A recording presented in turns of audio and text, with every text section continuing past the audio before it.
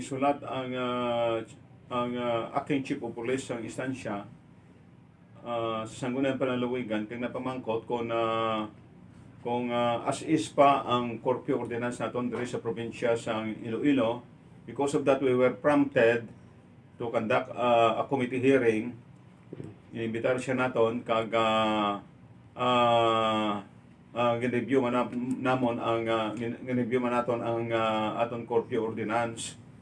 Kag considering nga ang ara kita sa level 1, no? Ang threat sang COVID hindi na pariyo man sa Anay. Ang cases ng COVID hindi man pariyo na sa Anay. So gin-desisyonan nag-drop ako sa amendment kag ginsuportahan man sa akon nga mga kapdanan sa Sangguniang Panlalawigan. Amuna napasar naton ining aton amendatory ordinance parte sa curfew.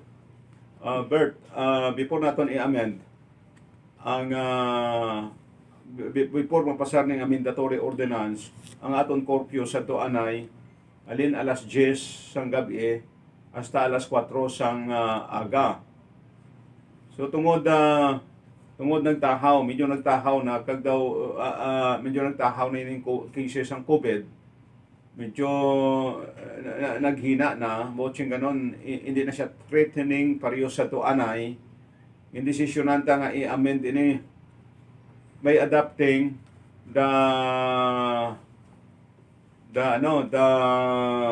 alert level system, community quarantine classification. Kung diin may ara level 1, level 2, alert level 1, level 2, level 3, level 4 kag level 5. Ang alert level 1 amo gining gamay kini kaso sang COVID.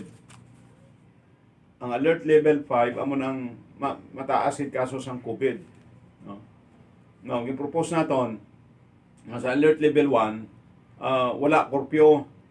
Alert level 2 ang curfew from 12 midnight until alas 4 sa aga. Then alert level 3 ang curfew from 11 p.m. until 4 a.m. Alert level 4 ang curfew from 10 p.m. until 4 a.m. and alert level 5 kung diin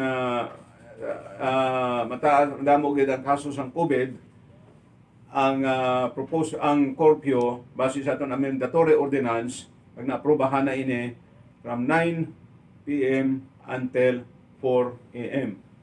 Di modo tungod ari ta subong sa alert level 1 wala curfew. So meaning ang imong proponers ning amendment is calibrated, calculated na ni para nga kung ano man nga klase sang alert level system ang ipatuman sa aton nga provincial government or sa aton nga national government, adjusted na yung aton nga ordinansa masibo na sa ilang alert level system. Amo na ginimo ta Bert kete no kabalik out man kung sagad ta ilis ang ordinansa ta, sagad ta amin sang ordinansa ta. So mo na gin-adapt ning alert level system, community quarantine classification. And whenever there would be a change, whenever there would be the alert level would be upgraded, no, adaptable sa gyapon aton nga ordinansa, no. Wala na kinahanglan nga i-amend pa naton. So mo na gindesisyonan ta nga i-adapt ni ang alert level system.